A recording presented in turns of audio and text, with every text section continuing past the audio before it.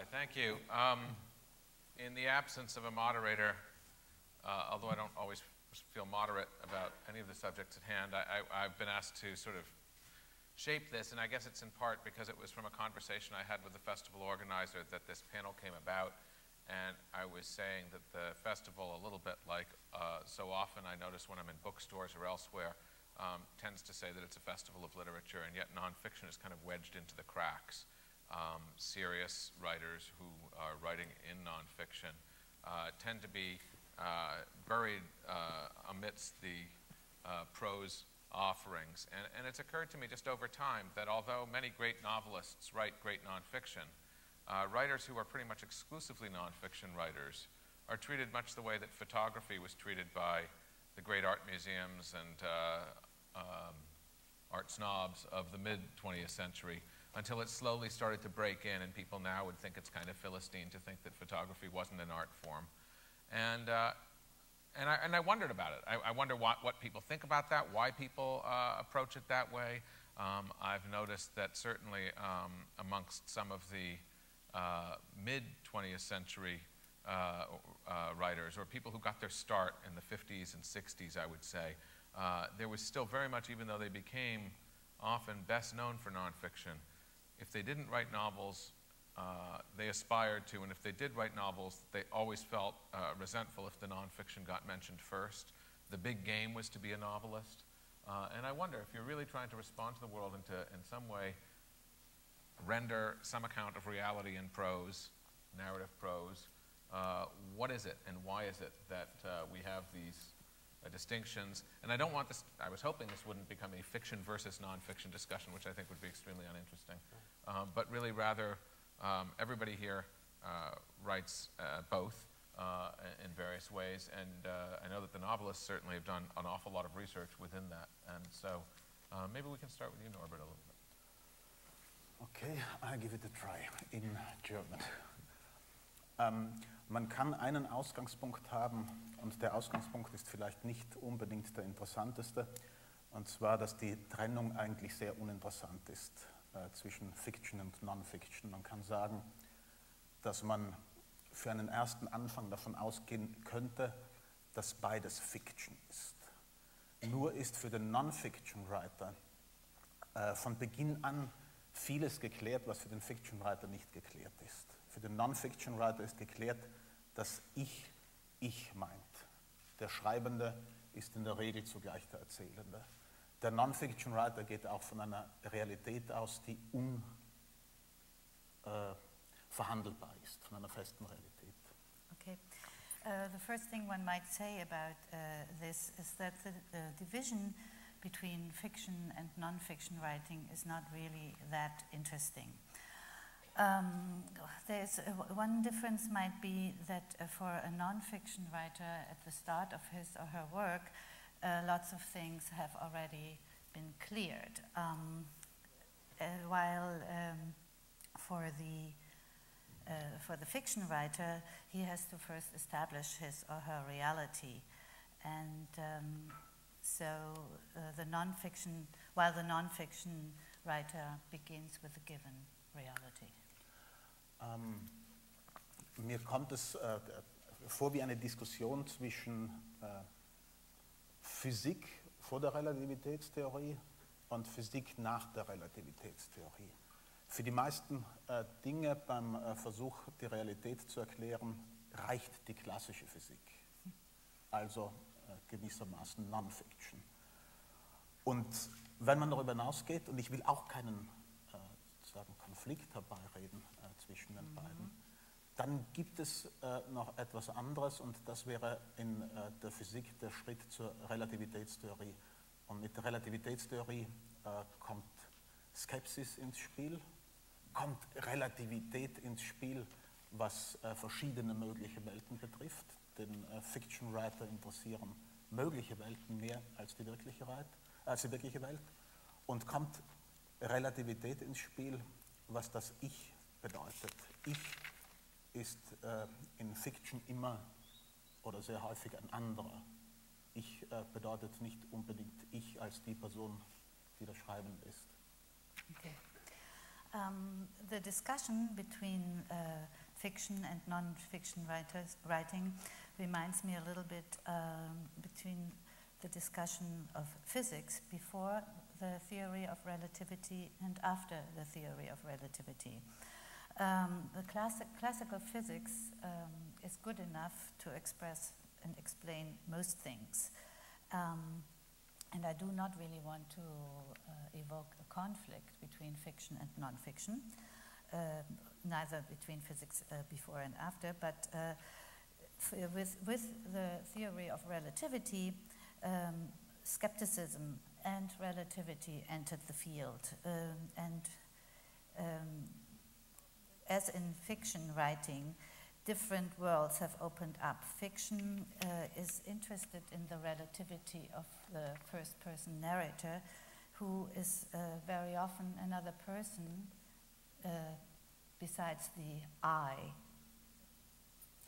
Und das vielleicht gar nicht Erstaunliche und vielleicht gar nicht Paradoxe, sondern eigentlich fast das Folgerichtige ist, dass für mich die mitinteressanteste Literatur ist, moderne Literatur, moderne Fiction, die sich in einem Zwischenbereich anzusiedeln versucht, die sehr ernsthaft mit Fakten umgeht.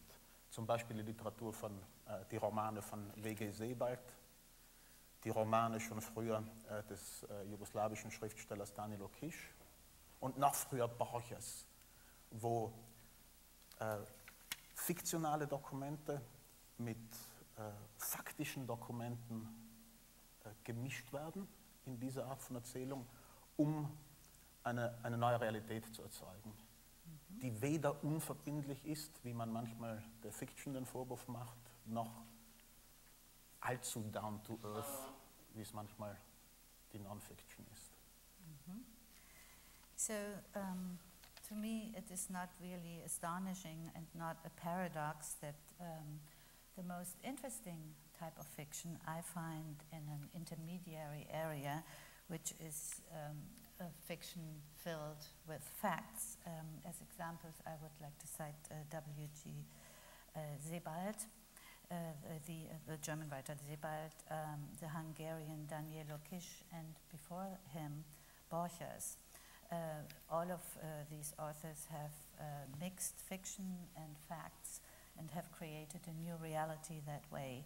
And it's a reality that is not all too down to earth, as one might say against non-fiction, but neither is it a floating reality or a reality that is without commitment.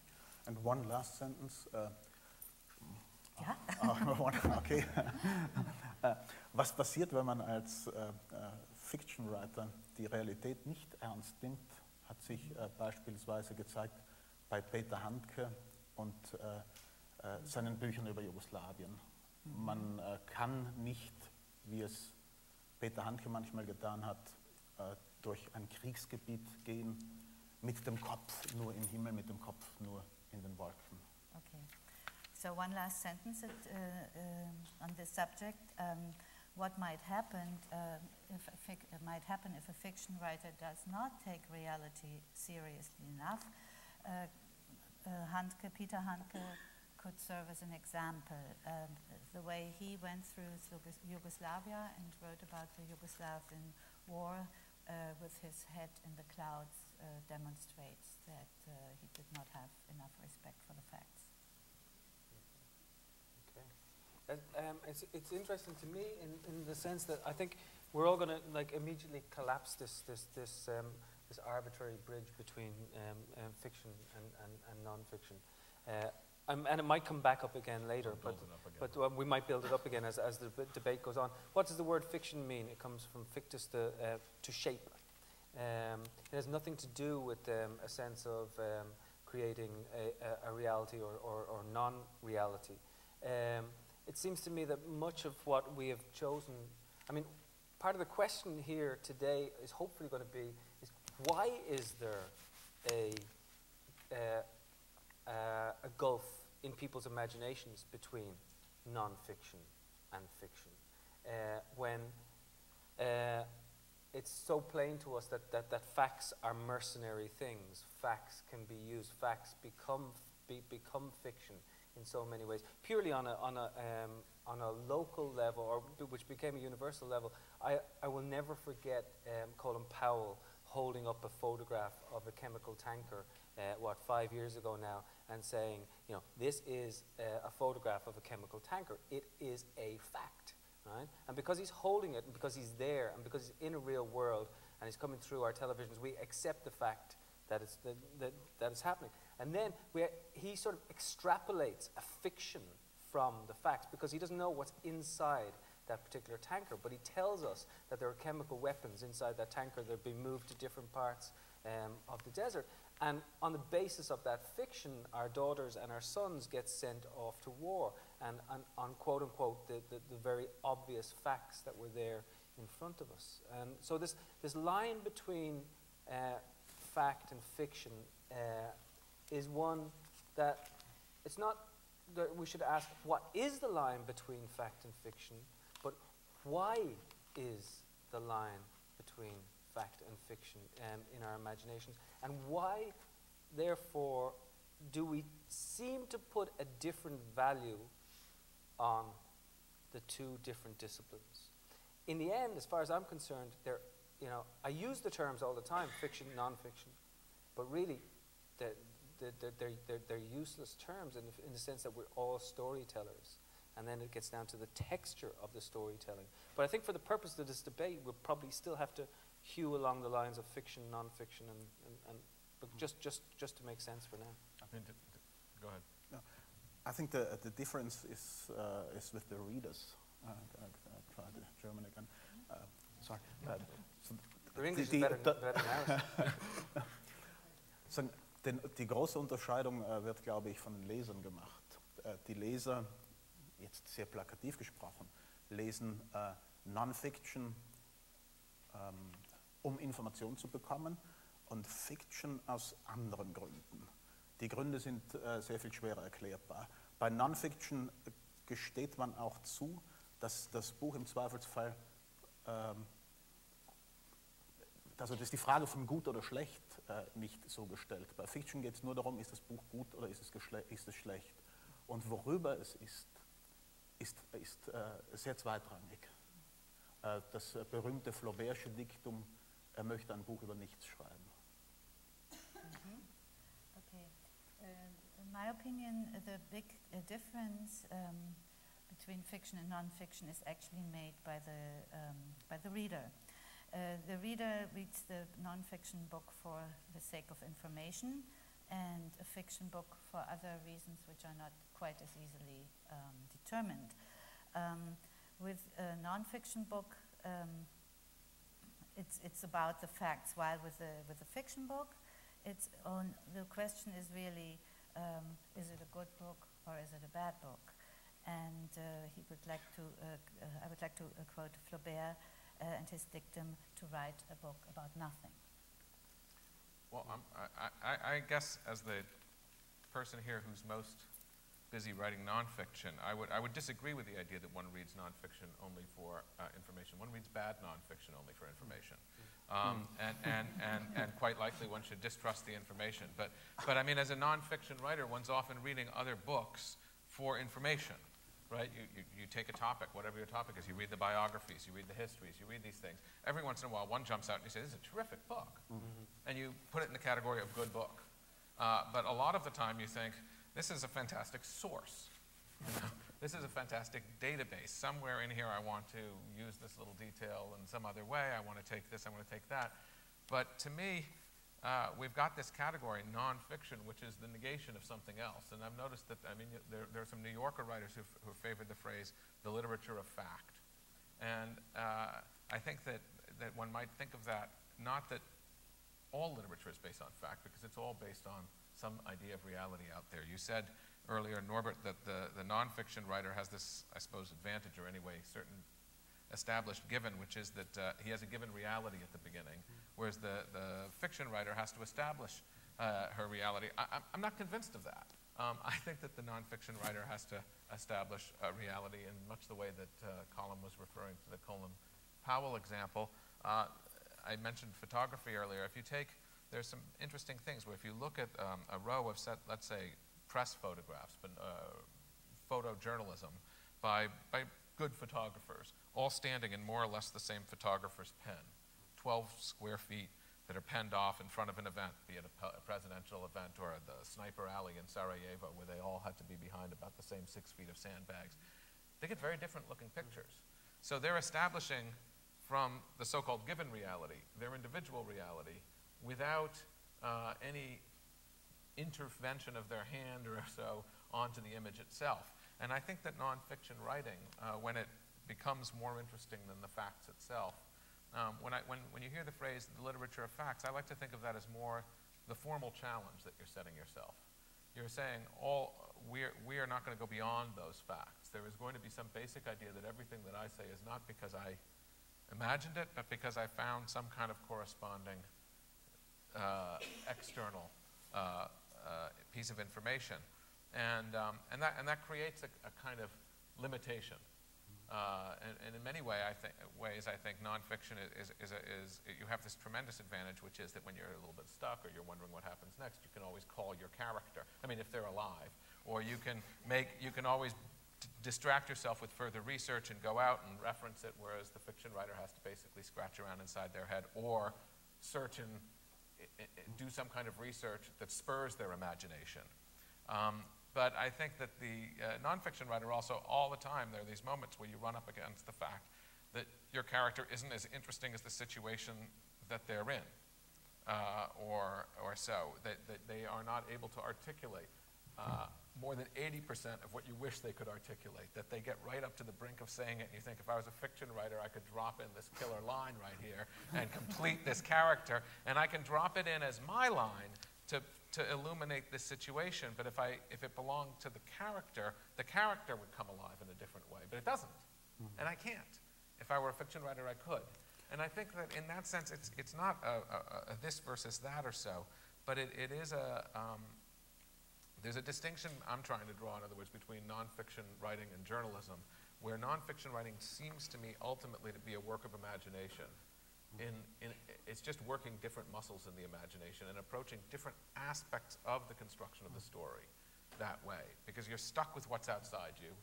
And one of the places one encounters this a lot is at the New Yorker. They have this fact-checking department, and it often can be incredibly helpful on certain kinds of details and incredibly absurd in a kind of legalistic, absurdist way. And there are times where I've wondered whether one could write, let's say, a 1,000-word piece that was perfectly fact-checkable and completely untrue. And I think you could. I think it can be done. I'm sort of not sure where you run into the limits where you start to hit truth again. But by virtue of just constructing statements, all of which are factually accurate, you neither create a coherent fiction or a coherent nonfiction. But you are stuck with that burden as a nonfiction writer. You just can't fake it. You know, the New Yorker also fact checks its fiction pretty seriously. I know. And that can drive you nuts too, really. You know, it's interesting what you say. If I can just carry this through to maybe a different place, or maybe the same place. But it seems to me that the purpose of literature, and I use that word very carefully, the purpose of literature, is to be allowed to become alive in a body, in a time, in a geography that is not your own. And that's the real, you know, triumph of literature, that you know, whether it be nonfiction, fiction, poetry, you know, any sort of medium that we talk about, we become alive in that time and place. And to bring it down to a personal level, I had a few days recently where I was actually sitting in the hospital, and I had the chance to reread Ulysses, which was great. It's like the only value of being in the hospital was that I actually had the chance to read. And of course, you know, as you know, Ulysses takes place on June 16th, 1904, and I'm reading through, and I'm reading about Bloom, and I'm reading about Stephen, and I'm reading about the citizen, and they're all in the pubs together, and it struck me, as it had sort of struck me before, but more so than ever, that my great-grandfather had walked the streets of Dublin on June 16, 1904. Now, I never met my great-grandfather, and I know very, very little about him. but suddenly he became spectacularly alive in the fiction that had been created by James Joyce. And in fact, my great-grandfather, who is real and very much can be documented as a sort of quote-unquote non-fiction fact, otherwise I wouldn't be here, really meant nothing to me until I read the fiction that had been created around him. And so this interweaving, this double helix of fact and fiction is really where the beauty lies, in the sense that you can go into that time and that place. And so I want to posit the notion, which may be a little bit, I think maybe we'll have an argument about it. I think fiction has pushed itself, but I don't think non-fiction, as we classically see it, has pushed itself as far as it can go. And it goes exactly back to what you're saying. I think the ones who have lagged behind are the non-fiction writers, in the sense that they should be getting into that sort of triumphant moment where it's not in doubt whether it's fiction or non-fiction. It's just beautiful storytelling. Now, there are certain books that certainly do it, and we can name them. And you've written, I mean, standard operating procedure for me, and we regret to inform you, are like, you know, 2 books that put me in different times, different geographies, and I came out at the end of them changed. But it seems to me, in general, that non-fiction has not pushed itself, non-fiction as we traditionally see it, has not pushed itself as far as fiction has. Da könnte etwas dran sein. Und zwar insofern, wie ich vorher gesagt habe, dass Fiction für mich da am interessantesten wird, wo sie die Fakten ernst nimmt, könnte es den umgekehrten Weg geben, dass Non-Fiction den Fiction-Teil auch anfangen würde ernst zu nehmen. Es gibt sehr viele sehr schlechte Beispiele, wo Non-Fiction-Schreiber Fiction nicht ernst nehmen und auf katastrophale Weise scheitern. Ich sage dann gleich eins. Okay, there could be truth in what you're saying, and he has already previously said that fiction for him is most interesting where it also deals with facts, and while non-fiction can make huge mistakes by not taking fiction seriously, and he's going to name an example. Es gibt, also sehr schlechte Beispiele sind Dokumentarfilme, wo filmisches Material fehlt und wo das dann nachgestellt wird. Das ist ein Beispiel. Das ist immer ganz furchtbar. Okay, one bad example would be documentary film, where where filmic material is missing and where scenes are reenacted. That usually turns out horribly. Ja, und ein Beispiel aus dem Geschriebenen, das Buch von Bernard-Henri Lévy. I think the English title is Who Killed Daniel Pearl? Und es gibt da eine für mich ganz problematische Szene, eine Szene, die fast ins Obszöne kippt, weil Bernard-Henri Lévy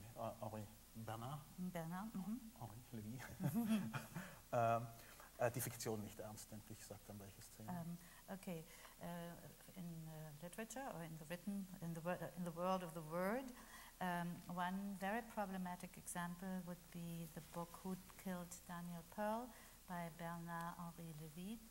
And it's a scene so problematic that I would think it almost tilts into the obscene. Und zwar ist das die Szene, wo in dem Buch beschreibt, wie Daniel Pearl ermordet wird, wie er enthauptet wird. Eine furchtbare Szene. Und er legt zu dieser filmischen Szene für mich eine zweite Spur, indem er sich fiktional vorzustellen versucht, was in diesem Augenblick, im Augenblick seines Todes, durch den Kopf von Daniel Pearl gehen könnte. So the scene I'm referring to describes the decapitation of Mr. Pearl. It's a really horrific scene, and the author has decided to lay a second track over that scene, meaning he tries to imagine what might have gone on in Mr. Pearl's head during that moment. Und man erfährt dann, und natürlich kann Henri Lévy nichts davon wissen, man erfährt dann zum Beispiel, dass Daniel Pearl in seinen letzten Augenblicken an Frauen denkt. Und die letzte Frage, die ihm durch den Kopf geht in diesem Buch, ist, was wollen Frauen wirklich? Und das ist ganz und gar furchtbar. Okay, so, and of course, Mr. Levy has no clue of what is going on in this man's head, but the reader learns that, Mr. Pearl is thinking about women during those very last moments of his life, and the last question he asks himself is, what do women really want? That's a problem.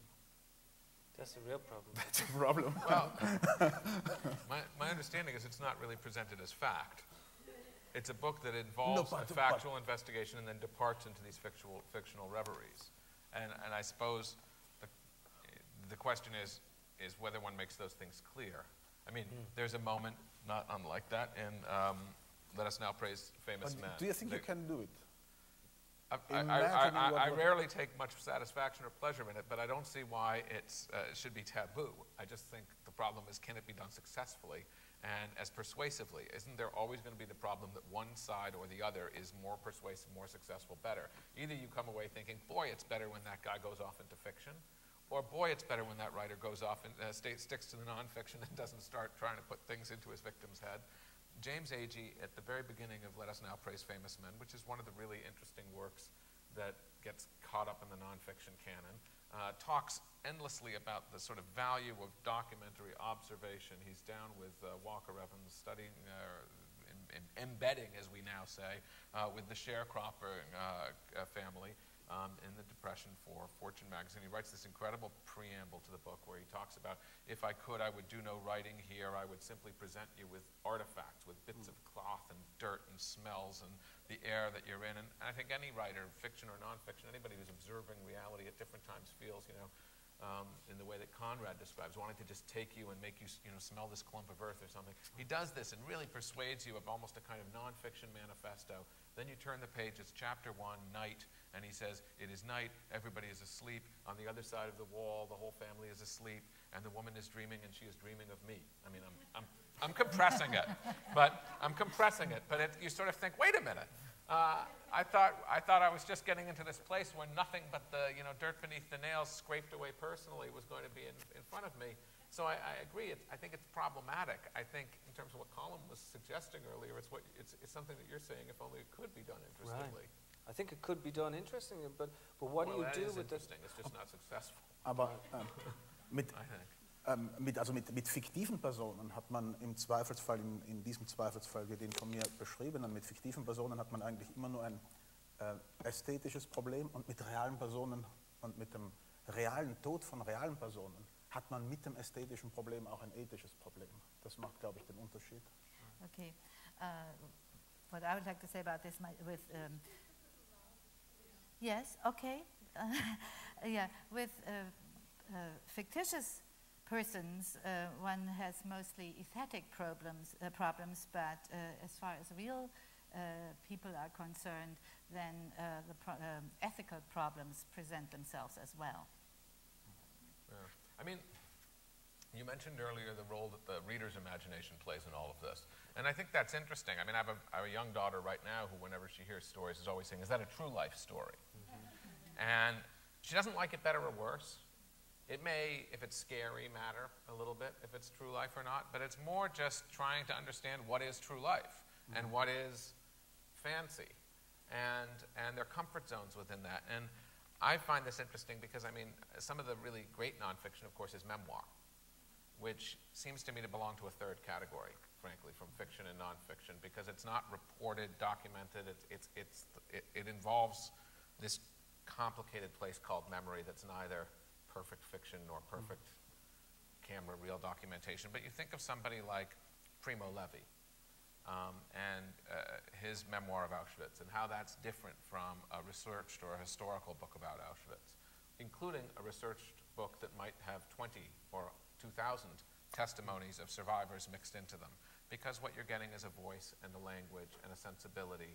In fact, in his case, a literary sensibility, where the book, halfway through, goes into a meditation on Dante and returns. And then one of the startling things to me was to learn that this book in Italy was used at one point almost the way people here use Strunk and White to teach basic expository modern Italian style, that it's such a clean, straight form of prose, which of course is not at all how people here respond to it or would come to it in school, never as an example of style.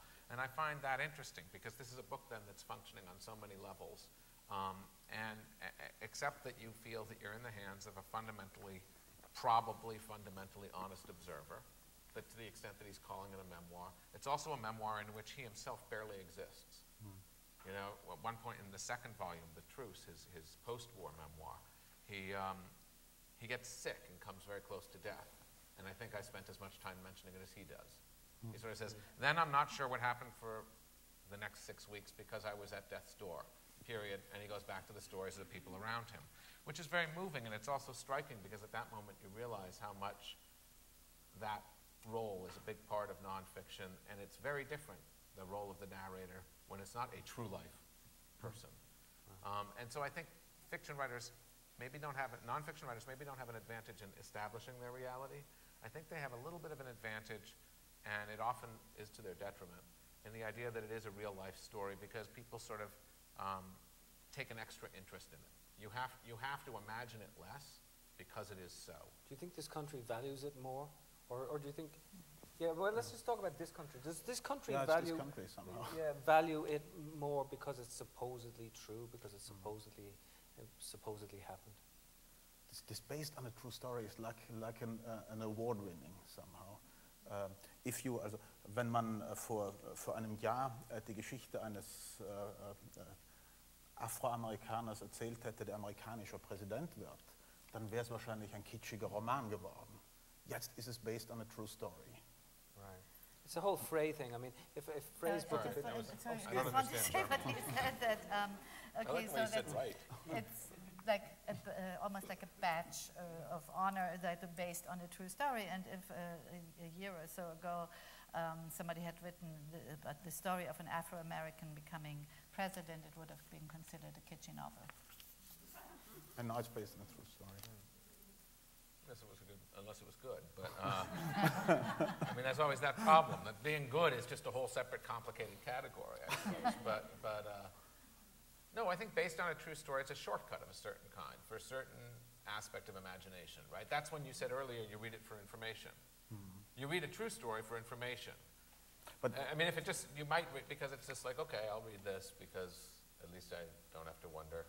But then is it an imaginative failure on the part of the novelist to take a supposedly true story, and is that an act of imaginative failure to take, say, the life of Henry James, Colum to be okay, I'll be honest. I said in an interview to Atlantic Monthly about 10 years ago that it was an imaginative failure on the behalf of writers that they you know, when they took real people in real life situations and sort of made a fiction out of them. Exactly 2 years later, I started writing a quote-unquote fictionalization of the life of Rudolf Nureyev, the dancer. But part of it was, to me, I started thinking about this and what's going on politically. I believe that a lot of novelists are now taking stuff from quote-unquote real life, the facts that are out there, and reshaping them because we as a people really doubt what we have been told and how we have been presented the story. And that the job of the novelist right now is to put everything in doubt and to say, question who told you this, question why they told you this, question why they sent their kids to war, etc., etc. That it is an artistic response, that we're in the midst of a great age of fictions as an artistic response to how we have been lied to and told what the facts supposedly are. I mean, it's interesting because I've often had this feeling when I was growing up, as a teenager reading, I basically only read novels, and I read them to learn about the world. I mean, I read them for a lot of reasons. I read them for entertainment, I read them for this, I read them for that, but you read them to learn about the world. There was a generation that learned about sex from novels. I learned a lot about politics from reading novels. And then as I got older, I found that a lot of contemporary fiction had, to some extent, this is a broad generalization, but there'd been something of a seeding to nonfiction of the public sphere, and the novel burrowed inward. It either burrowed inward or it burrowed into what became called metafiction. It burrowed into literary preoccupations and smaller internal spaces. Not exclusively, and Philip Roth obviously wrote one of the great essays on this. I don't remember if it was 60, 61, 62, about the Chicago murder and the problem of being a novelist who every day picks up a newspaper that's going to have a story wilder than most people's imaginations. A problem Dickens overcame a good deal before Roth confronted it, but obviously he really confronted it there, and you look at this, and now you see the novel coming back to it, so it's interesting that you should describe it as coming back to it, not to tell us what the world is like, but to help us cast doubt. And I believe that most people don't give a damn about fiction these days as well. And that's a real problem too. The fiction writers are trying to respond to that too. Not of course most people, but obviously there is something. Jetzt erzähle ich auch eine Geschichte einer Tochter, wie Philipp vorher, Geschichte meiner Tochter. Die ist 4 Jahre alt und die ist zunächst beeindruckbar vom Satz, der Himmel ist blau. Und ich sage ihr dann irgendwann spielerisch, der Himmel ist rot, der Himmel ist gelb. Sie schaut mich fragend an, schaut mich erstaunt an und irgendwann bewundernd an, weil sie plötzlich zu verstehen beginnt, dass man das mit Sprache machen kann. I would also like to add a story about a daughter, a 4-year-old daughter, and she takes it in when I say the sky is blue, and then I say the sky is red, the sky is yellow, and she is first a little bit astonished, and then she's really impressed because she understands that language can do that. Yeah, the 4-year-olds aren't our problem. Yeah, exactly. Yeah, exactly. Definitely. It gets a lot harder with the grown-ups. Yeah. I mean, I had an experience in town here. There's something called the Moth, which is a live storytelling sort of performance event. We get together in a room like this, and 3 or 4 people get up and tell stories every night. And years ago, I did this 3 or 4 times. And almost always, you do it without notes, without anything. It's strictly kept to 12 minutes, and then they start making music behind you. And 95%, if not all of what I'd seen, was first person, somewhat memoirish, a little personal experience, a little bit revealing, a kind of story, usually had a happy-ish ending. And I thought, and they asked me to tell a story, and I said, well, first of all, I'm very boring. I don't like to talk about myself. To the extent that I'm interesting, I would never tell you. And I probably wouldn't know. And also, I do this anyway. I tell nonfiction stories. I'd like to make up a story. And I'm perfectly happy to do it in the first person and tell it as if it were true. So to me, the interesting part was doing the first person performance. To stand up there and say, well, one day in Africa, and I told a story about having a duel on a beach, right? And the audience was scandalized. Like, this guy shot somebody, you know, and you know, we knew it, and it seemed so strange, but then again, you know, maybe. And there then, apparently this and a couple of other stories I told, which I had a lot of fun with, and always very deadpan, a little bit fumbly, as if, oh, wait a minute, I just remembered. You know, these sorts of little devices, totally literary devices, which made for fun storytelling. And there became a bit of a rift, it turned out, amongst the people who ran this show. And now it says in their notes, this was all approved in advance. I said, I want to tell fiction, fine. There's been a generational shift or change in personnel. Now the rule is no nonfiction. Nothing, I mean, no fiction. Everything has to be a true life story. And the way it was explained to me by somebody who actually disagreed with that decision, but who got it, he said, our audience wants to believe. I thought it was very interesting, that they come, in a sense, to stand in front of somebody, hear a story, and believe them. And that the idea was that I was playing a trick, even though I'd made no misrepresentation, and I thought the stories all had something sufficiently absurd in them that it was clear I wouldn't be walking around if I'd done these things. And yet, the idea was they want to believe. And that struck me as really interesting. I don't have a... It's really... And one of the contradictions of our times is that, like, you tell a story and people say things like, it was so good, it could have been fiction. Right? Yeah, right. But the fact of the matter is that fiction can't get that far anymore. And in fact, what you were saying, Norbert, earlier is interesting, is that, like, fiction can write to the point of the nothingness. You know, fiction can get at the absolutely tiny, the cup of tea, the Madeline, the it can get there. Can nonfiction push itself down to the quark or whatever it happens to be? This is Adrienne Nicole LeBlanc. I'll just always Random Family is an extraordinary book of nonfiction, and I often cite it because if there are huge frustrations as a nonfiction writer, even when you delve into character a long time, beautiful book. Sort of the realm of pure humor, whimsy and humor, and the realm of sort of erotic and romantic love are usually harder to get at in pure nonfiction because people just won't tell you. They're just, and again, maybe they won't tell themselves. They won't tell you in the way that a novelist can tell you. And there's that kind of minutia of life that so much is hidden. And Adrienne spent 10 years inside this one family, barely, and recording. She would go home at night and leave her tape recorder and let people at 3 in the morning, and this crack family would get up and start talking into the tape recorder. They would turn it on in the background while they were hanging out. So she got literally that kind of fantasy of the fly on the wall. And then she composes out of this, but 10 years of really being inside their lives, and there's no first person. She's gone from the thing. Even though none of these scenes would, in a sense, have come together without her, she's gone. And so there's a kind of,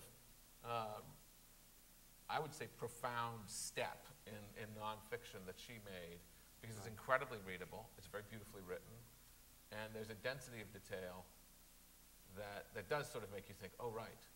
Talking about families that were heretofore sort of anonymous, you know, and that's the thing about fiction as well. It goes towards the ones in the dark corners who are not necessarily acknowledged. That, you know, I suppose good storytelling talks about the small and the unacknowledged. Und was natürlich schon ein Vorteil von Fiction ist, dass man Möglichkeiten mit der Perspektive hat. Man hat sehr viele Möglichkeiten, wen man der Erzähler einer Geschichte sein lässt. Und die Beschränkung, die es bei Nonfiction tatsächlich gibt, glaube ich, ist, dass der Erzähler immer mit dem Schreibenden zusammenfällt. Okay. Und dass ihm deswegen gewisse Bereiche verschleißt. Deswegen bleiben Nonfiction gewisse Erfahrungsbereiche, wie ich glaube, verschlossen. Okay. One advantage of fiction is that you have many more possibilities as far as the perspective is concerned. You can decide who is the narrator. In non-fiction, the narrator is always like clearly identified, and that makes for much less of a leeway. Es gibt einen wunderbaren Roman eines spanischen Autors, dessen Namen ich nur schwer aussprechen kann, Jorge Ibargüengoitia. Der Roman heißt Augustblitze, und der Roman ist ein einziges Dementieren. Es ist die fiktive Biografie eines Generals, und dieser General sagt, also der Ich-Erzähler sagt immer, ich habe das nicht gemacht, ich habe keine Leute umgebracht, ich bin nicht der Sohn einer Prostituierten, und als Leser weiß man, alles, was er dementiert, ist wahr. Das ist ein Beispiel für Perspektive. Okay, to give one example for the possibilities of perspective, it's a beautiful Spanish novel by Jorge. Ibargüengoitia, something like that. Okay. Augustblitze. August Lightning, and the whole book is based on dementors by a fictional general, and he says, "Well, I'm not the son of a prostitute. I haven't killed those people," and the reader throughout these dementi is aware of the fact that he did all these things. Shall we take some questions from the audience? Is there a protocol here, or can I just call on people? Here, go ahead. Yes, you. Oh, there's a mic. That's the protocol. Just going off the whole discussion of kind of nonfiction versus fiction, do you guys think there might be kind of a hybrid, like a third genre that might develop, kind of the equivalent of reality-based TV, in the sense of real people in contrived situations, but the real reason why people love reality TV is because they love real people. They love being drawn to them, like you were saying. So what, in essence, about kind of literature moving in that direction, where it's real people, but so it's fiction, but it's not fiction, but it's not really nonfiction. It's not really memoir. I mean, could you guys kind of see that developing? I think it's already developed. I think there are books that are out there that are very much. Well, Colum's new book begins with, if I may, or it's all set on the day when Philippe Petit walked right here between the towers that aren't here, and it starts with the walk, and so you chose that. Yet the people who are responding to it, all the people in the street, all of that's all the fiction. That's all fiction responding to this thing. And I think even like Danilo, when we talk about Danilo Quiche and we talk about some of the writers that Norbert brought up earlier, fiction has been doing that for a long time. I think we're waiting for a real breakout book that does it and sort of becomes its own genre. The sort of way memoir sort of became its own genre. But you see, as far as I'm concerned, memoir is fiction anyway, It's like you're making it all up. Imagination, like most of it is imagination and then the rest of it's primarily lies, and that's, what's interesting to me. All the questions are in the same little cluster here, yes? Well, in a second. There's one category that you've not mentioned. There's naturalist writers, people that write about nature. And they write about nature, which is a very objective, nonfiction world. And what they read into it is their own emotions, their own sense of how nature reflects human activities. And it's neither fiction nor nonfiction, but it's both. And you've not mentioned that category of writing. Well, you just did very eloquently, I think. I mean that. I think that it's probably broadly belongs to nonfiction in the sense that it's essayistic and it's based on observation and it doesn't involve setting fictional characters into motion. But it's not necessarily so objective a place. I mean, people project an awful lot onto the way that they depict nature. Just listen to weather forecasts in different countries, Here, everybody's sort of like, well, tomorrow it's going to be like this, and they start showing radar screens. And in France, they sort of say the forces from the east will clash in the sky with, the clouds from the west. And it changes a lot. The way that people talk about nature is very varied, and what their purposes are with it. And it can be very romantic. It can be very clean. It can be, you think of the way Werner Herzog talks about nature often as this kind of mixture of romantic and totally unsentimental and cruel thing. I think that is an interesting form, but I guess it doesn't enter into the space that fiction and nonfiction both occupy because there's less room for it in a way in fiction. Except that that's the nonfiction part of fiction, as it were. It's not got fictional characters. Something struck me just as you were saying about weather and weather forecast. Maybe the difference between fiction and nonfiction is that fiction or nonfiction knows what it wants to do, but fiction doesn't yet know what it wants to do, and in some extent it's kind of like the weather and then the forecast of the weather. So it becomes a naturalistic thing. Oder wenn Fiktion versucht, über eine Geschichte zu schreiben, über eine reale Geschichte, die in der Vergangenheit liegt, dann versucht ein Fiction-Schreiber gar nicht dahin zu kommen, wie es gewesen ist, sondern der Anspruch ist nur, wie es gewesen sein könnte, weil er einfach in Möglichkeitsräumen denkt. Or if fiction tries to talk about a real past, the fiction writer doesn't try to describe the real past, but only how it could have been. Not like how it was, just how it could have been, and it's good enough. Let me just go over to this side for a second. Hi, I'm reading, Philip, I'm reading your wonderful New Yorker follow-up on Rwanda. And I have a general question about, it's sort of a physics metaphor, whether people talking about themselves, being reported about, if something changes by the act of observation, if they want to become characters in a different sense, and particularly if there is a gap in time when perhaps they might have read about or heard about themselves as characters in a nonfiction story? Well, let me answer that in two ways.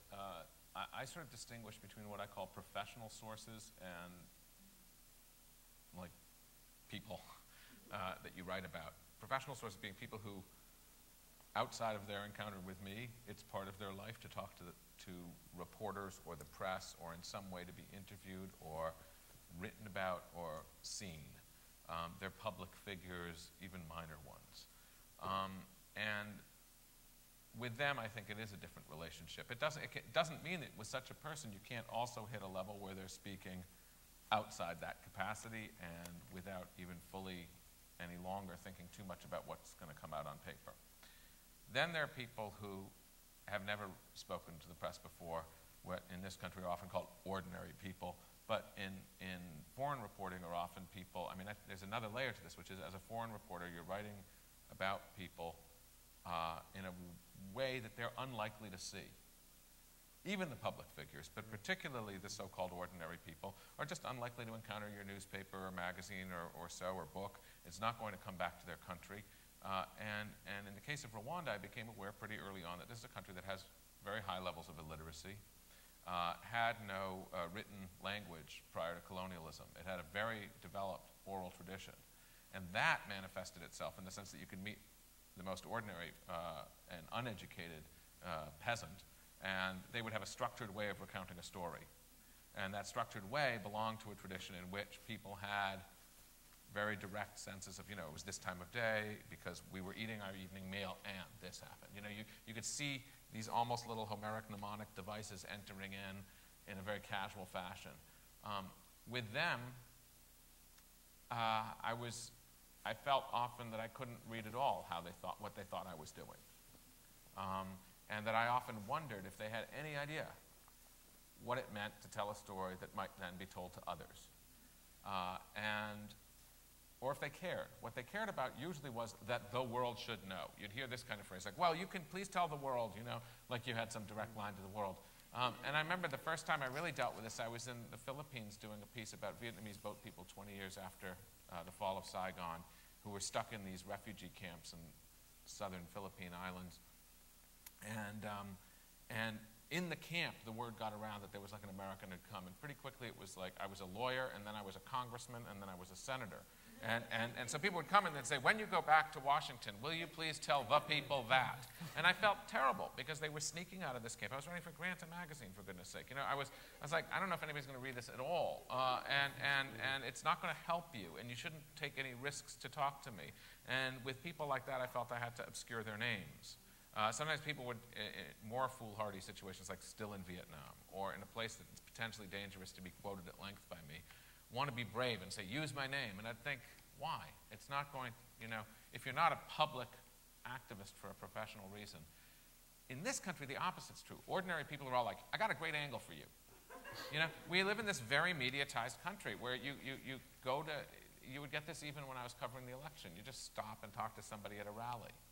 And they'd immediately have this kind of media self-regard. The idea that I am speaking in such a way that could be represented in such a way. And there's something very meta here. It doesn't mean that you can't get right past it. Yeah, that kind of thing. It's like, who's going to play you in a movie? It's very much on people's minds, that idea of kind of watching this thing. Look, now I'm finally the guy in front of a reporter. And so you have to kind of push past all of that and try and find people who talk like real people, who are real people, and therefore can talk. But with these, it's one of the things that I find, it's not a reason to keep going back to Rwanda, but it's one thing that in Rwanda, since such interesting questions are on everybody's mind, to be able to address those questions in a way that's quite forthright and uncluttered by this. Did the ordinary people in Rwanda not know that you were written a book? Oh, no, not at all. It's been translated apparently into Kinyarwanda now, just sort of informally, and they don't read it. They can't read Kinyarwanda. So, no, they had no idea. I went back in this story, just very quickly, I went back to see a guy who I had met in 1996, who had killed a bunch of people then, in 94. He told me about it in 96. 3 months after that article came out, the first time, in 96, I was back in Kigali, the capital, and I ran into somebody who worked for the then president, different president, who said, he was a press officer. He said, I loved that article, totally fascinating. What do you think became of that guy? It's a tiny country that's usually described as extremely tightly controlled. So I said, well, you tell me. I don't know. It's your country. You've got the You think he got arrested? I said, I don't know, can't you call somebody? He said, there are no phones there that work, I don't know who to call. He said, why don't you go back down there? I'd love to find out. Well, as I mentioned in this piece, there was an insurgency on, and I didn't want to go back down there, partly because the insurgency was targeting Rwandans who talked. So he said, well, I'll give you a truckload of soldiers. It'll be fine. And I said, great. That'll really get me, improve my confidence level with these people if I show up, bristling with guns and as a state agent. And I said, no, I'm not going back down there. And now I went down, and the guy said he'd been arrested the day after he last saw me, and spent 12 years in jail. And there was no insinuation that it had anything to do with me, which I suspect it didn't, because my story was how this known killer had come home, and everybody in the community was telling me this known killer has come home. And so after a week of telling me this, they arrested him. It might have been the day before, it might have been the day after. So there's no sense of how that plays. It's just outside there, which is interesting. Oh, I think yes, this lady ma'am, down you've here had your hand up for a while. Two people right there have their hands up. There's a little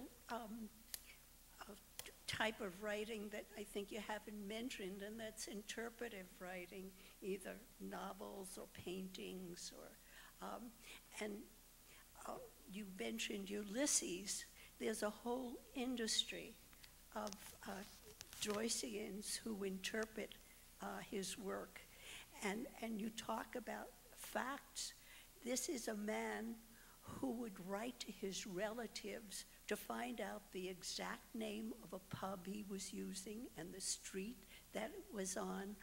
But he left so much open in his works, starting with even the Dubliners, that those works have to be interpreted. And they take a certain leap of the imagination, and it's different from the imagination of fiction. That's right. Because it's limited to that particular work. I know there are a lot of writers who go against the idea that there's a whole culture of criticism leaps up after their work. Personally, I think it's fantastic that a work, say, like Ulysses, has sprung a whole industry of critics and thinkers and so on, who make their own texts out of Ulysses that might not even have anything to do with Ulysses. I'm sure we've all seen, like, even papers about our own work where you look at somebody saying something and say, oh, I didn't even think of that whatsoever. But sometimes you steal it, sometimes you want to steal it, and sometimes you don't. But I think it's a very valid form of creation. But sometimes critique is different from interpretive, I think. And Joyce actually demanded it of his readers, particularly Finnegan's Wake, where he says the perfect reader is an insomniac who will spend time with his work. That he considers his perfect reader. If I can just respond to that with one thing, I think the best writers are the people who read the books and finish the books, because they write the books for you. Readers are writers. That's the best act in creation, in a book. The best thing that happens to a book is that a reader finishes it. And then they own it and make it. The writer doesn't make it. So that's interpretive.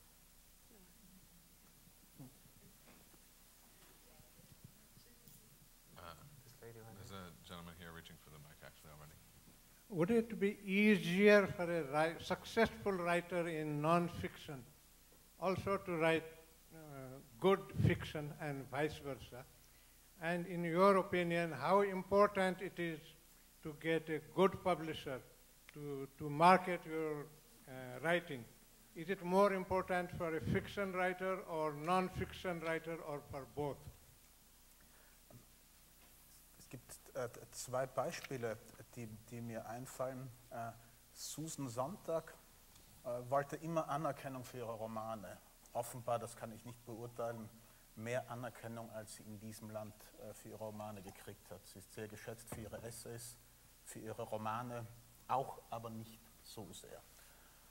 Den umgekehrten Weg ist merkwürdigerweise in Nepal gegangen, der an einem bestimmten Zeitpunkt seines Lebens den Eindruck hatte, er kommt mit den Romanen nicht mehr weiter und hat begonnen, Reisebücher zu schreiben. 2 sehr schöne Reisebücher in die islamische Welt. Okay, 2 examples come to mind. One would be Susan Sontag, who has always struggled to get more acclaim for her novels, which in this country apparently were not respected as much as until her novel, critical writing or her essays. And then there is Naipaul, who went the opposite way, and when he did not, when he ran into struggle with his fiction writing, that he then began to write travelogues, the Islamic world. For example, 2 wonderful books. 2 wonderful books of travels into the Islamic world. Well, there are a lot of writers who do both, certainly. There are a lot of writers who are better at one than the other. There are a few who are versatile, just in the same way that there are fiction writers who are better at the short story or the novel. And they may try their hand at or feel the need to always exercise the side that they're not as natural or as strong in. But I think there are also a lot of, I mean, you can make a buck writing nonfiction more predictably. Not necessarily, for instance, fiction bestsellers sell more copies than nonfiction bestsellers, is my understanding.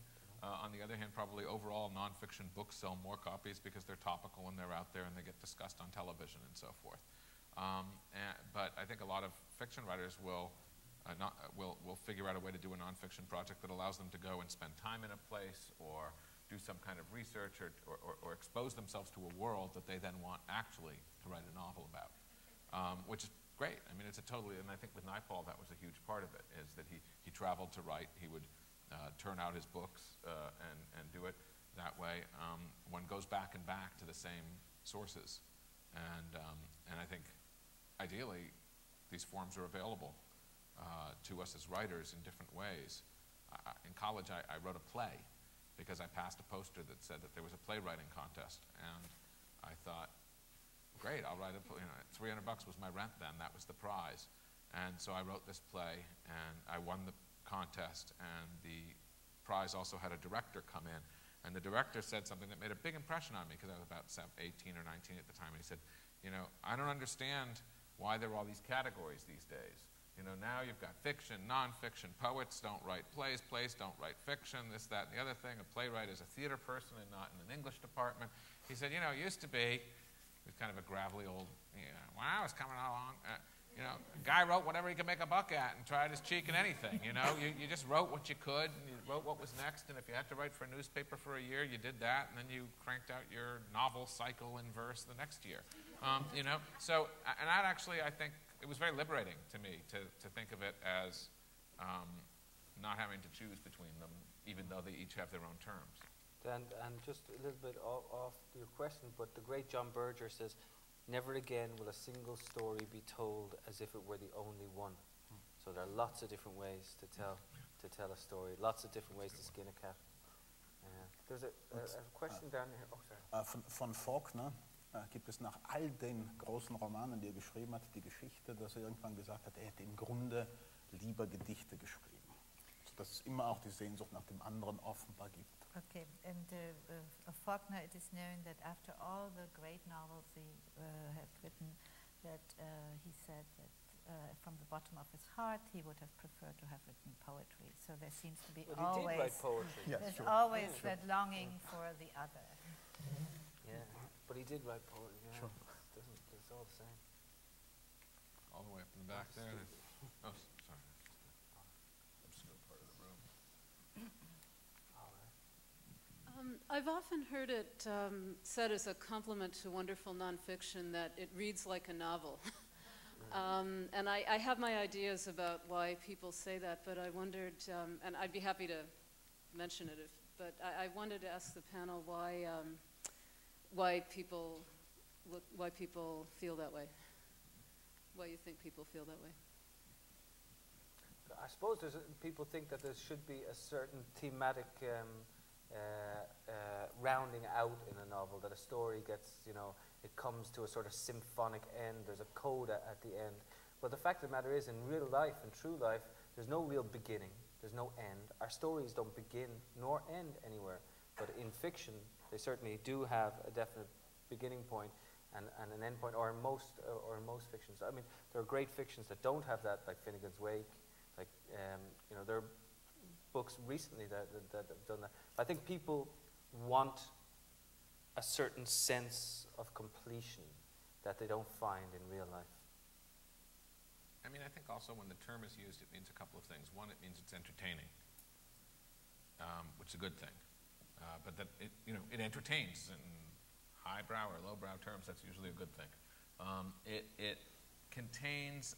It usually means it's storytelling rather than lecturing, right? That you're not simply getting a polemic. You're actually being introduced to a world that unfolds. And to some extent, in a novel, you're being left a little bit to respond to it yourself, right? It's being laid out, but you're not getting, for the most part, a lecture about what you're supposed to think about these characters from a narrator. Right. You're being shown how the action unfolds and how these interrelationships unfold and how these meditations unfold.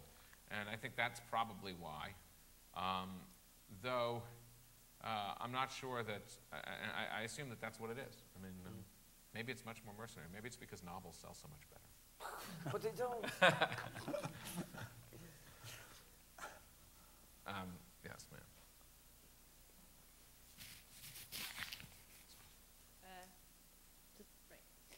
Well, one thing I just wanted to say, because it's an anecdote, be it true or not, but we have a bookstore, and after the events of 9/11, it was stunning because people would come and they'd just say, I can't read fiction anymore. Things are too serious. I just want to read nonfiction, which made me crazy. And it was very gratifying. Tariq Ali came and he was reading from Pirates of the Caribbean.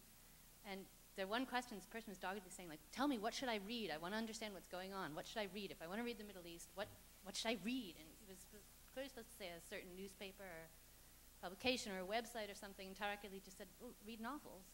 If you want to understand Saudi Arabia, read Abdulman Munif, which I think just made me very happy. But my question is that just an hour or so ago in this room, David Grossman was speaking, and he actually, somebody who writes obvious fantastic fiction and nonfiction, but he said this one thing, that the reason that he actually finds the writing of fiction more meaningful, satisfying. I don't know if anybody else heard it, but no, that was a question. But he was saying, you know, obviously you write amazing. But anyways, and he said that because in novels he sits down to write and he doesn't know what's going to happen, and that everything is changeable, and nothing is known in advance. And so there's this opening of possibility. And then he went on to talk about how part of the job of storytelling is to create other worlds so that we all don't just get stuck in this one reality. And I feel like that kind of, I mean, the thing that you said about going into the past or being able to live in a place where you haven't been for the future. Well, I think it's lovely because you step into the realm of possibility. You step into the realm where and you know, people read novels and want novels because we're not happy with our lives. I don't care how rich, how famous, how you know, where we are. Everybody wants another life, and part of the beauty of like creating these new lives is that they weren't there before. And Thomas Berger, not John Berger, but Thomas Berger talks about writing. Why does he write? And he says, because it isn't there. And it's such a beautiful thing. It really is an act of creation to be able to write a work of fiction because it was never there before. There's a great sense in that. It's also very risky. And the likelihood that you will fall is pretty sharp. And when you fall, you don't fall halfway. You fall all the way down. Es geht ja sogar noch weiter. Man will, also viele Leute wollen ja nicht nur ein anderes Leben, sondern sie wollen ein zweites Leben. Und im Grunde ist jetzt wieder Fiction das, was einem am nächsten zur Möglichkeit bringt, noch ein zweites Leben gewissermaßen in der Ersatzhandlung des Lesens zu erleben. Es ist fast und nicht nur fast, sondern ganz ein Aufstand, eine Revolution gegen einen der größten Skandale überhaupt, nämlich sehr pathetisch jetzt, dass man stirbt. Many people don't want to just have another life, they really want a second life. And reading endows you with the possibility of this surrogate second life. And the act of reading is also could be seen as a revolt or a revolution against the big scandal, to say it like with pathos, that one has to die. And can I just say, yeah, and there are no consequences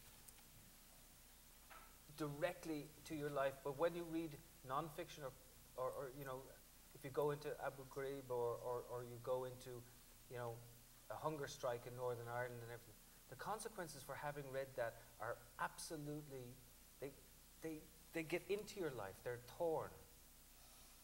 But you can experience pain in the fiction and understand the pain, but it doesn't necessarily have to enter your real life. I mean, is this? Yeah, I mean, I suppose that's true, though one does feel it quite intensely at times. I mean, I know that in writing, why do I address certain things with nonfiction, like this book that I wrote about Abu Ghraib? I mean, what interested me, the filmmaker Elmer Morris had started doing these interviews and gave me these transcripts, and what interested me were the voices right then and there, as written things, not as filmic elements only, but as they existed as voices that I had not heard before, and that I felt that to imagine them, why, in a sense, why at this raw moment seek to imagine the voice of Lindy England when the, in this case, harder thing had been accomplished, which was it was available to work with. And it had to be shaped, it had to be woven together with these other 15 voices. But you start to see, in a way that I felt almost no other way to do without getting polemical, that these soldiers, these ordinary American soldiers who had been, remain to this day, as we debate the question of trials for the real bad apples in Washington, remain the only people who have been tried and sent to prison for the criminal policies of the last administration on the issue of torture, that they could be us. And that the comfort that we sought by calling them bad apples and depraved and rogues and letting them be punished as if it weren't policy, but as if it were some sort of individual rogue lone action, that they had done this in their weirdness on the night shift, is a comfort that we can't afford ourselves. You hear that most by going inside that place where there also were love stories, and there also were all these other things going on, and there also are youth, just young people in their confusion, sort of banging up against the world, and also banging up against the fictions they'd been told as they confront a reality completely unpredicted for them. I suppose a novel could have done that. I think probably there's an interesting thing here, which is we all know that usually the really good novels about a major historical event don't happen all that quickly. Right. That the great novels of World War II often came 10, 15 years later, same with Vietnam. It's possible. Primo Levi, whom I mentioned earlier, it's a memoir, but the survival in Auschwitz came so fast after the war that it almost didn't get noticed for 20 years in the literature of the war. I mean, it was locally noticed, but it really wasn't a classic until much, much later people started to be able to come back to it. I think there's a period of digestion before it can be rendered into art and before its larger shapes can be distilled and the imagination can fully inhabit it and take it away from also all that's polemically charged. I think that it's interesting, having published this book on torture a year ago, that the debate, which I thought was by then 4 years late, is happening now. That we're more able to do it when the people responsible are safely out of power. And it's no longer as charged as a result.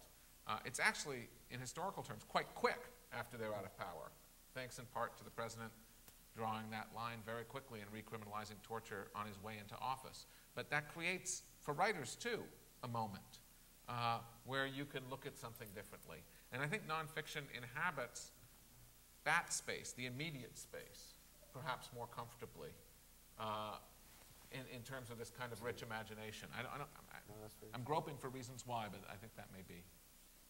Ja, Now we have time only for, I guess, 2 or 3 more questions, and maybe we should take 3 together and wrap them into final answers. But yeah. So, ich habe den Eindruck, ich stimme dem zu, dass bei historischen Ereignissen es in der Regel dauert 10 Jahre, 20 Jahre, manchmal noch länger, bis die entscheidenden oder die wichtigen Romane darüber geschrieben werden. Und es hat tatsächlich etwas mit der Temperatur zu tun, mit der Temperatur des Materials, wenn ich es mal so nennen will, mit der Tatsache, dass das Material gewissermaßen erst abkühlen muss, um gehandhabt zu werden. Dass man eine künstliche Distanz einnehmen muss zu beispielsweise schrecklichen Dingen, weil sonst die Gefahr sehr groß ist, dass man als Fiction-Schreiber scheitert. I agree that it often takes at least 10 to 20 years, if not more, until writing deals with historical subject matter like novels and so on. And I believe it has something to do with the temperature of the material. It needs a certain time for it to cool off, and in order to create some kind of artificial distance. And if this distance is missing to something really horrible, then fiction often fails. Does that make sense, though? Just sort of saying, let's take 2 or 3, because we're really going to get thrown out of here, I think. You, sir, ma'am, and anybody on this side? Well, I don't think it was a moment of cooling off. I think it was a moment in time when you were talking about the things before about going after people after 4 or 5 years. You forget the moment in time when this action took place. Now, I finished my memoirs or autobiography. And according to the gentleman in the middle, when he says, who believes in your memoirs? I have 350 pages of writing and 400 pages of documentary evidence backing up everything that I say. So I got 800 pages in my book. Unfortunately, I got to do it because my story, people say, oh, man, that reads like a novel. And people said to me, I don't believe that. Well, so what do you do? What do you do to prove the fact that your nonfiction book is true? Well, I would never say it's not true. I think the most important thing about a memoir or an autobiography is that you get the texture, the spirit of things absolutely right. And the reason I say that a lot of memoir is fiction is because we're remembering what was said at that particular time. I think what it comes down to, sir, is that you have to just be as honest as you possibly can be. You know, well, to get to your point, that's what I'm saying. I have it all documented with all newspaper articles, all documents, so it's not out of my imagination. You know what? The facts are uninteresting. The facts are uninteresting. What's interesting is the human heart. Faulkner in his Nobel address said, you know, literature is about the human heart in conflict with itself. And all the facts and figures behind all these other things are not really interesting. But if you have on the page your blood, sweat, and tears, and you put down the contradictions that are going on within you, then you'll have written a beautiful book that people will want to read, and they will believe you. They really will believe you. Because the language tells. Usually language tells. And to just make one more point. Because people want to believe. In doing that, the transition from one aspect to the other is difficult because you're writing on one theme, and then, like, say, if you got to get into a sexual aspect when you were saying in description. You don't want to go into that to take away from the major theme, but still it's an important part of that whole bio. So you're caught between a rock and a hard place in many places. That's writing. But thank you. That's it. Yeah. Sorry, was there anybody else? Just one more. Okay, we'll take one more last question. It's actually not a question. I was thinking as a psychologist, what makes for the commonality between nonfiction and fiction writing, and what makes for good writing? Particularly about people. And I thought that accurate empathy is the key. I mean, you saved the right heart. I suppose that's what I mean. Be it in fiction, so it's believable to the reader. The reader can identify and go with you. And in non-fiction, particularly about people, you have to be able to accurately empathize with what you're writing about, and have the reader be able to do that too. But I think, to your comment, if I may, quickly, I think after 9/11, as after many other catastrophes, people are so disoriented that they don't want to escape to fiction. They want to know what's going on in order to feel that there's a ground they can walk on. It's a different challenge.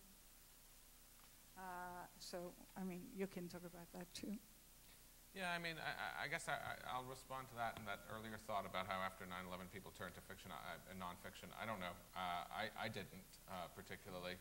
I turned back and said, everybody's saying nobody's ever confronted such characters before. How can we think about this? And I thought, I went back, I reread Man's Fate by Malraux, where you have Chen, you have a perfectly sympathetically imagined terrorist who actually isn't necessarily sympathetic, but you're inside that head, you see the mind, it's not a crazy mind, it's not a this. You go back, read The Possessed, go back, read the novels that have actually dealt with this. There's a great literature, and that's where you go. You don't go back and read. To me, my impulse wasn't then to read the history of the Taliban. I just didn't, I don't know, that wasn't my impulse at that moment. That wasn't going to get me where I wanted to go, in a sense. I was going to be reading that anyway because I read the newspaper. I was going to be getting more about the Taliban than I ever wanted in the next short time. And I think, I mean, there's that famous, in terms of all this, is that famous Adorno line about how can there be poetry after Auschwitz? I always just thought it was it was just not a very bright line. You know, unless you basically say, why don't we all commit mass suicide because a lot of us were killed? Well, it's like saying, how can human life and human imagination continue after something this terrible? And the answer is they must. You know, to get back to that Faulkner Nobel speech, right? After the last ding-dong of doom, we'll be hearing two people speaking to each other and quarreling about things and telling each other stories. And I think that line kind of gets us there, and it gets us to this question that we started with, and maybe we can end with this for a second, which is just, there is some way in which we continue to look to novels to define an age. Even if they come 20 years after the event, even if they come later, when people really talk about the defining works of an age or of a literature, whether they're about the history or whether they're about some sort of emotional tenor, it tends to be works of imagination. Maybe it's because we have more of a sense of the artist's hand being complete, that the whole thing came out of one comprehensive vision rather than a response to something external. Maybe it's because the writing really is in some other way alive in a different level. I don't know why. It could be a great poet of a time, but one talks about a novelist as a poet in that way. And it is striking to me that to this day, although a lot of novelists have also written nonfiction, and great nonfiction in the case of someone like Naipaul, there has never been anybody who has been seen as sort of one of the great writers of an age, whose major work was consistently formed out of a non-fictional response to the world. And here we still are. Here we still are. Maybe it's what you're saying when you say it still lies ahead of us to get it right. I think it lies ahead of us, and I think all of those writers will eventually stand up there and we will see it as an act of storytelling. And what you say about empathy is just so important in the sense that if we do not try to imagine the lives of others, we are completely lost. And these stories, particularly since we're in this place, I have to say it again, these stories have to be told over and over and over again. And once, say, the last Holocaust survivor, for instance, is gone, who tells that story? Well, we create, quote-unquote, fictions about it. And those fictions will be as powerful and as valid because that story has to be told over and over and over and over and over again. And that's part of the beauty of having empathy and also being able to have readers and also to write things down on the page. So I just have to say yes 3 times. That's it. All right. Thank you.